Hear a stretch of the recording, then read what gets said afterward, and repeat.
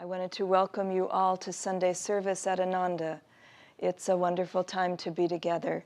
And I'd like to welcome all of our guests and visitors, those staying here, those just simply visiting for the day. It's a pleasure to have you all here. I'll be reading first from Rays of the One Light. These are commentaries on the Bible and the Bhagavad Gita, originally from Paramhansa Yogananda's commentaries and written by Swami Kriyananda. How should we meet our tests?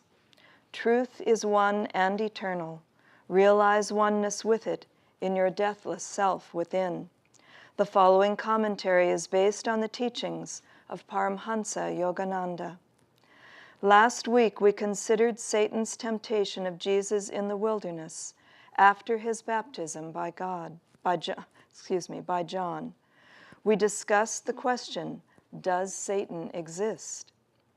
All of us experience temptation of one kind or another in our lives, some of us frequently, others only occasionally.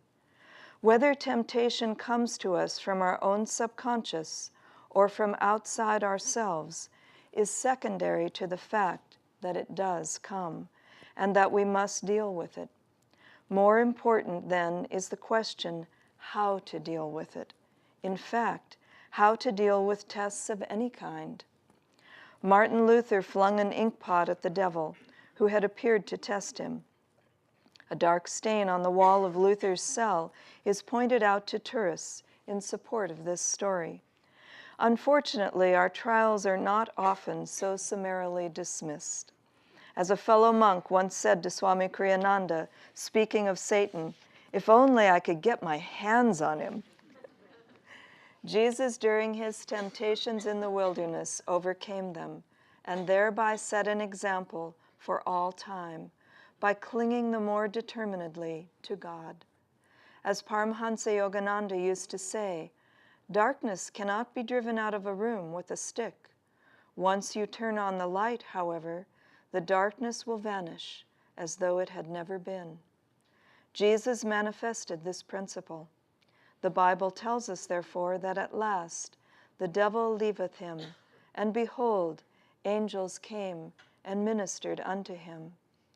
In the Bhagavad Gita, the point is clarified further by the added explanation that there are three qualities in human nature: sattvic, or spiritually elevating, rajasic, or ego-activating, and tamasic, or spiritually darkening. It is this triune aspect of human nature that the third chapter in the Bhagavad Gita refers to with the words, "As fire is hidden by smoke, as a mirror is dulled by rust, and as an embryo is enclosed in the womb, so is the indwelling self enveloped by desire." Yogananda explained that each of these examples describes one of the qualities or gunas. Sattva guna, that which elevates our consciousness, can be freed of any identity with ego by a little puff of meditation and right affirmation. Rajoguna, which embroils the ego in restless activity, can be worked off with a little more and a little longer effort. Tamoguna, embracing as it does such mental states as laziness and stupidity, can only be outgrown in time, since it inhibits even the desire for self-improvement. The example Jesus gave us was intended more for those in whom sattva guna is predominant. But if you yourself find elements in your consciousness that resist even the effort to cling to God in prayer and meditation, don't despair. Patience, as it has been well said, is the fastest path to God. As long as your efforts take you steadfastly in the right direction, you will come out right in time. Remember Yogananda's words, "A saint is a sinner who never gave up." If, however, your nature impels you, even against your will, to move in the wrong direction, toward egoic desires and away from God, strive at least to detach yourself mentally from your wrong actions, which are induced by habit. The time will come when their own stored-up energy will tire and diminish. At that time, if you have not contributed to that energy by your consenting will, you will find it possible at last to redirect your energies more constructively. Thus, through Holy Scripture, God has spoken to mankind. Om, Om, Om.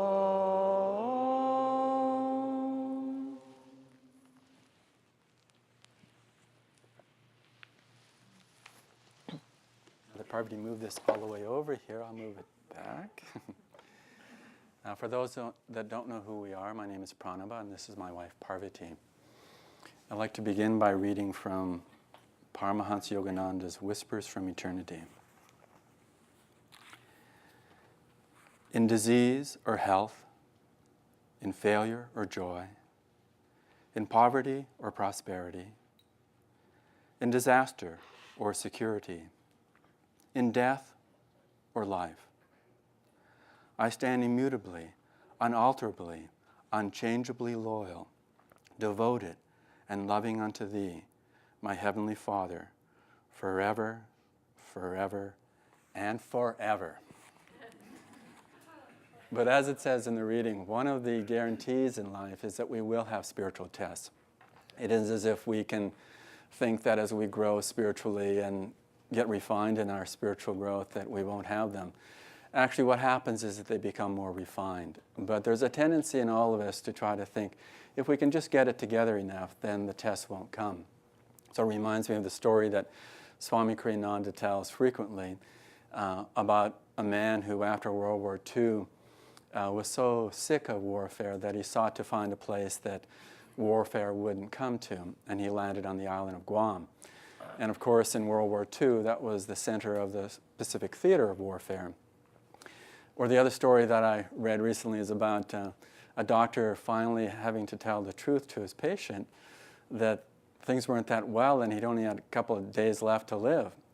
And he needed to settle all his affairs, and was there someone that he wanted to see? And the man feebly said, yes. And the doctor said, who? Another doctor.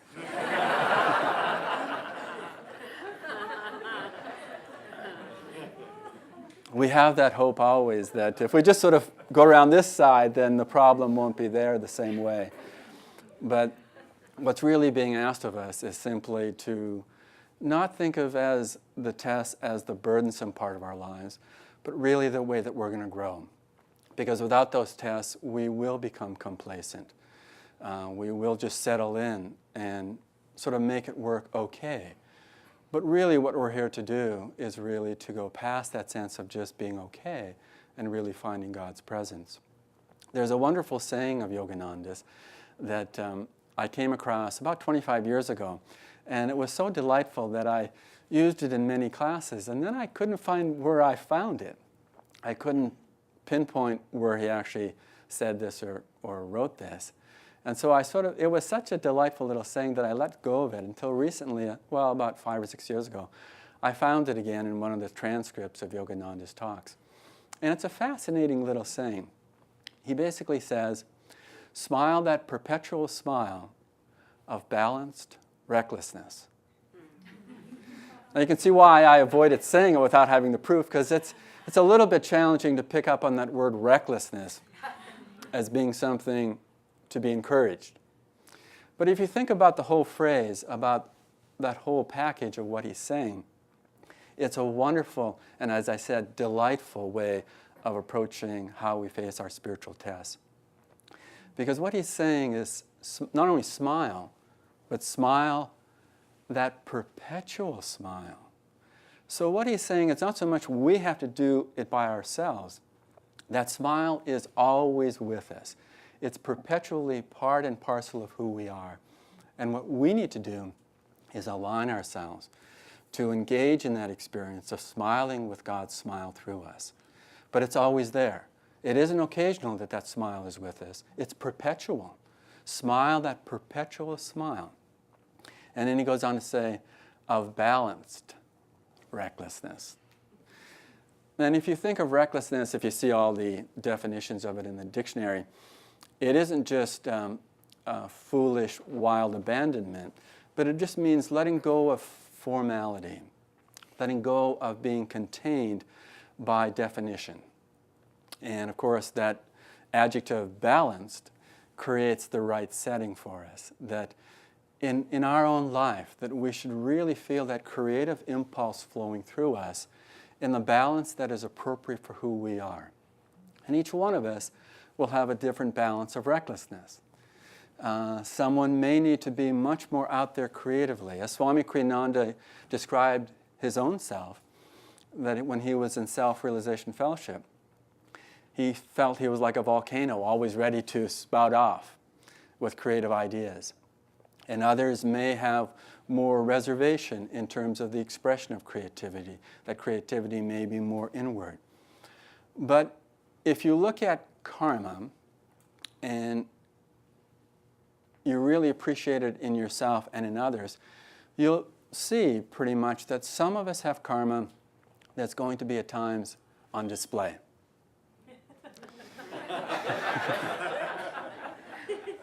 We're going to be the kind of person that people will comment, "My God."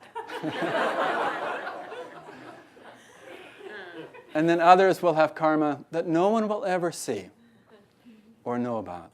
It's something much more inward as a test, something much more personal that doesn't show up necessarily in their personality or in their way of acting or way of being. But of course, it's folly to even say that that's true for everyone, that there's these people in one way and these people in another way. Typically, all of us go through cycles that may go in and out of those expressions or non-expressions. That there are times when we'll feel we're just out there wearing our heart on our sleeve, as the saying goes, and other times that isn't so. But it's pretty much that every one of us has karma to deal with. Otherwise, we would be jivan muktas, liberated while living, without that sense of karma inflicting any test on us.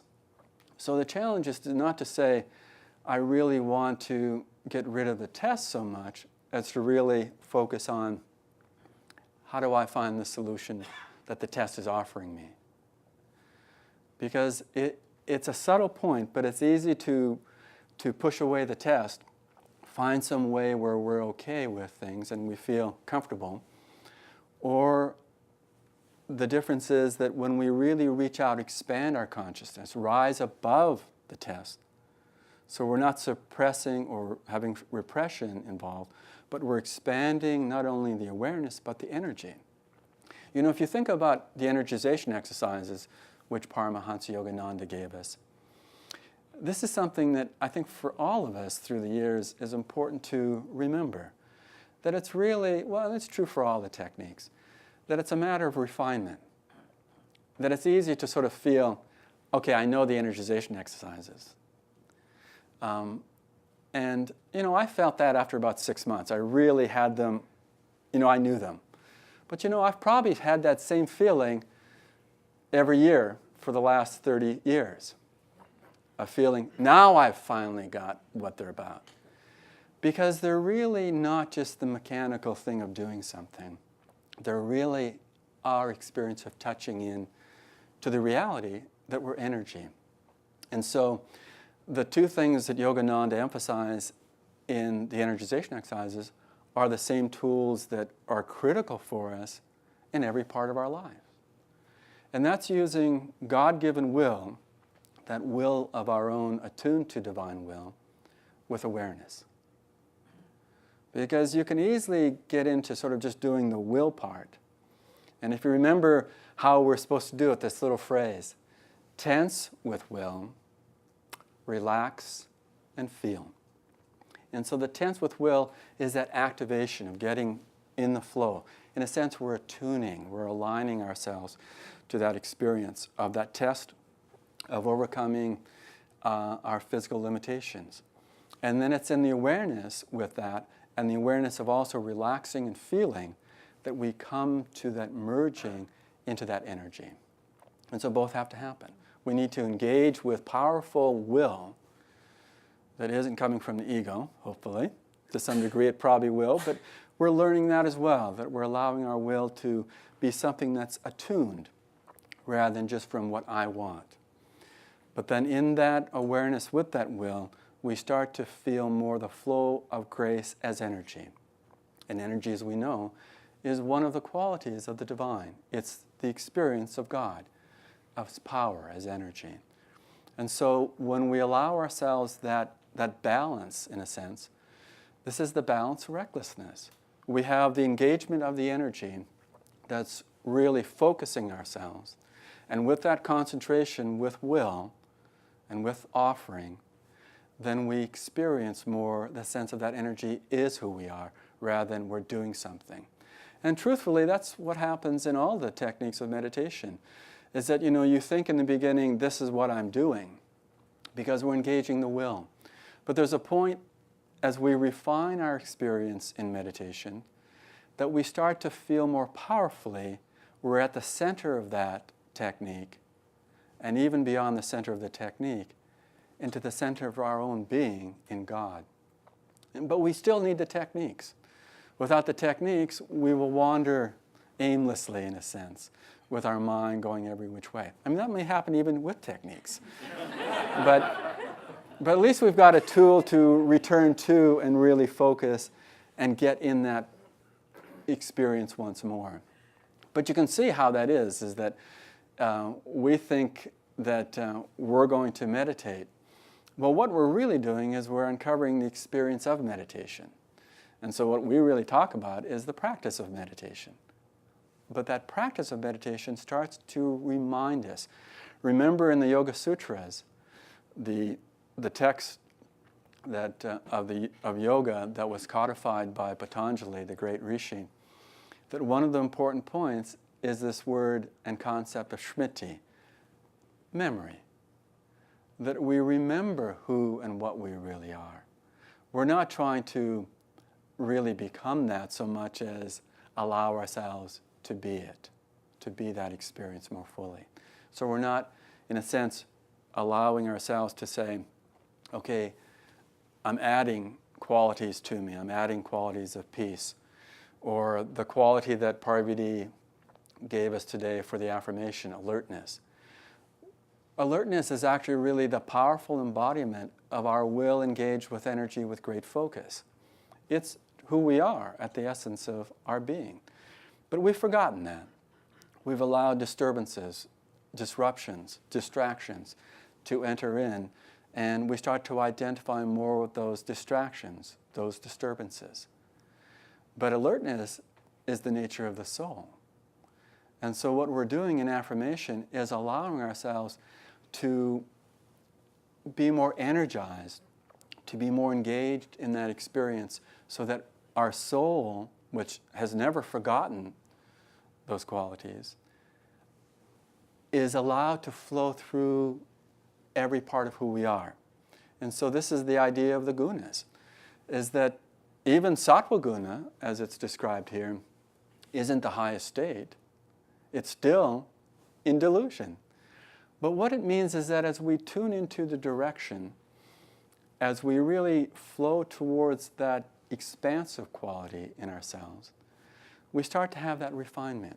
So that it, in the beginning, the image of the embryo in the womb is meant to mean that it's in complete darkness. And it's so covered and prevented from feeling the rays of the sun of light, that there's really hardly anything it can do.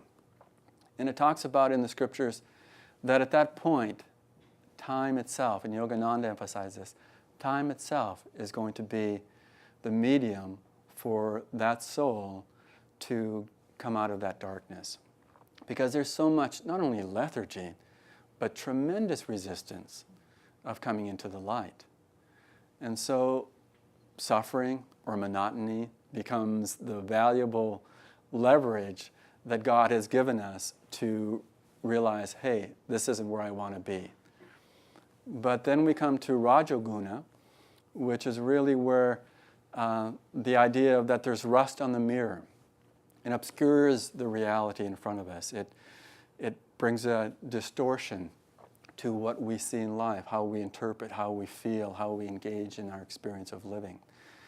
And it says, with some elbow grease, as Yogananda described it, that we can sand away those rust points in the mirror and allow the mirror to be fully reflective of that light itself. So it takes that energy. And then the final refinement in Sattva Guna is the idea that there's just smoke covering our reality of the divine experience, of that expanded awareness. And we just need to, as it says, have meditation to blow with a puff that obscuring quality away. But it's almost there. But the challenge is that even when we just have sattva, when we have sattva guna, there's still even the experience that we identify with the smoke.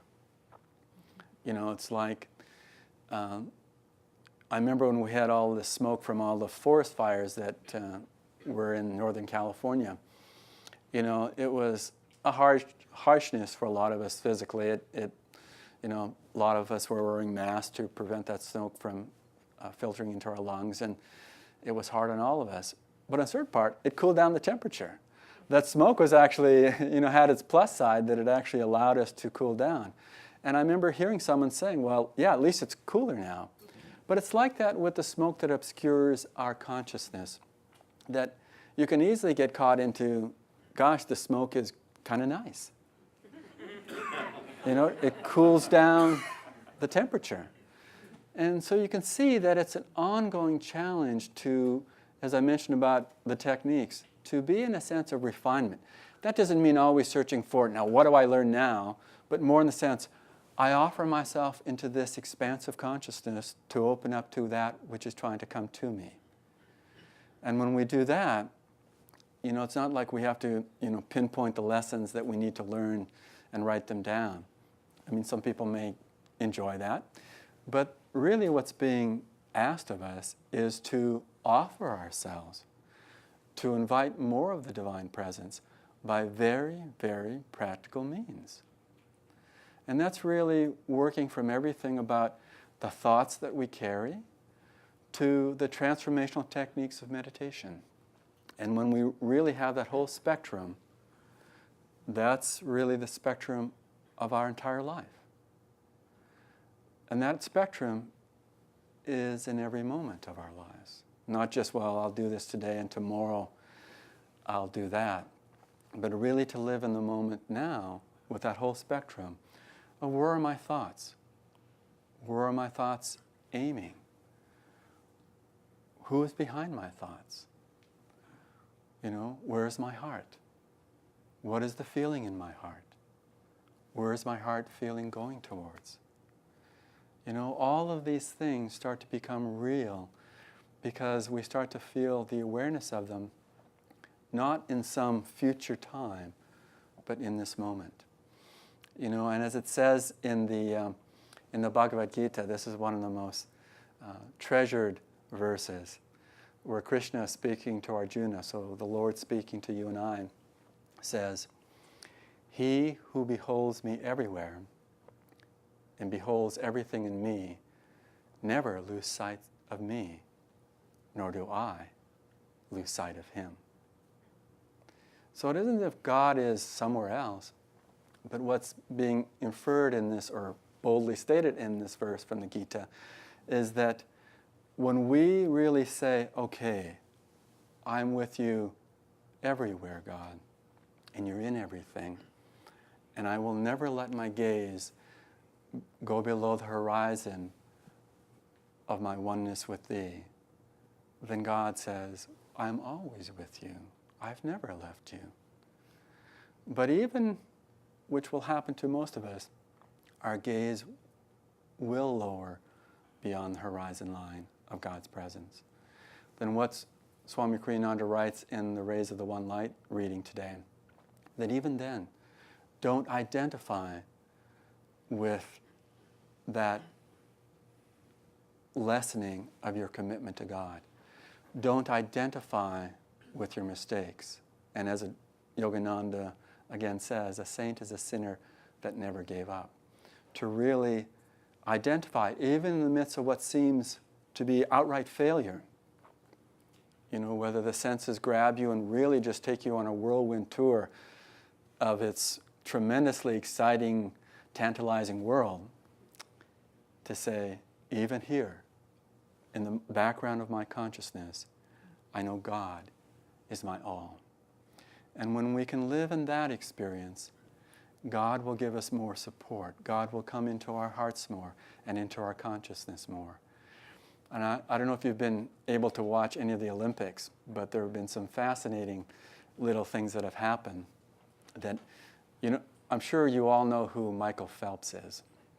He's probably the most well-known person in the last month. But he's the swimmer, of course, that set all these records, won 8 gold medals in these Summer Olympics, and I think set 4 world records.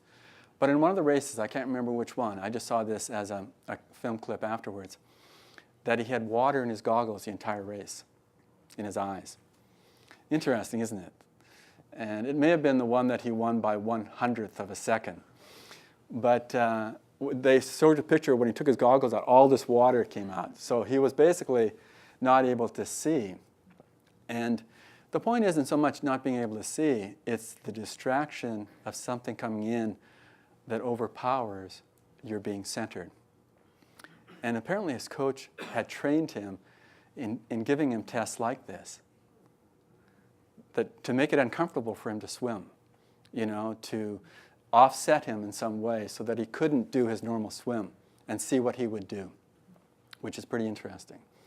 And the other thing, yesterday the marathon was run. They always leave it towards the end of the Olympics. And I watched snippets of it, and for a while there were, one, it was very hot and humid for a marathon. And the pace that was started was fairly fast, and they really were wondering if some of these people may collapse because it was just too difficult, a strenuous situation to run a marathon at any reasonable pace. But there was a group of several of them that were bunched together finally after about 20 minutes. And that's when they say, quote, the wall, they hit the wall. And certainly you start to see the separation. But this one Kenyan was followed by an Ethiopian runner and a Moroccan runner. And it was interesting just to see. And they also said that for marathon runners, typically at that level of world class, you had to mature. Well, the leading Kenyan runner was 21 years old. And they thought for sure something would break when he hit the wall. He actually increased. If you look at it, he actually became more steady in his gait and just really continued on. And the man that was in second was an Ethiopian, started to drift back. And indeed, going into the stadium, the bird's nest as they call it in Beijing, that the Ethiopian was third. He actually became fourth at the finish line. He just couldn't do it. He just barely made it through the finish line. But the Kenyan, being first, not only finished, he broke the world record by 3 minutes. Under conditions that they said it wouldn't even be close to coming near the world record because of the heat and humidity. But you just sort of see that anything is possible. But you could just sort of see him in the joy, of course, when he came into the final lap in the stadium, was that he just felt alive in that experience of running beyond his own little self. It was the first time a Kenyan, although they've run many world-class championships outside the marathon, the Kenyans had never won gold in the marathon at the Olympics. And so it was just had a lot of factors that were unique for this setting. But that's an outer setting, and of course it brought that inner commitment from this runner. But for all of us, what we're looking at is, let's run the race of being with God. And let's really let the pace go through that sense of smiling always, the perpetual smile of God, and feeling the tremendous creative surge of God's grace as we have that balanced recklessness. And really feel that's the life that we live, is to constantly be in that grace with our willpower, with that awareness of God's grace, and then really offering as much as we can, more and more, into God's presence. I want to read to you from the book of Yogananda's saying, The Essence of Self-Realization. Just a short saying to end. Man must do his best, of course. His best, however, will be crowned with success to the extent that he realizes that it isn't he as a human being who is acting, but God who is acting through him, inspiring and guiding him. To think of God as a doer doesn't make a person passive. It takes a great effort of will to be receptive to God. The devotee must offer himself positively and joyfully into the flow of inner grace. The power that is in you is your own, but God-given. Use it. God won't use it for you. The more you attune your will during activity to His infinite will, the more you will find His power and blessing, strengthening and guiding you in everything you do. Om, peace. Amen.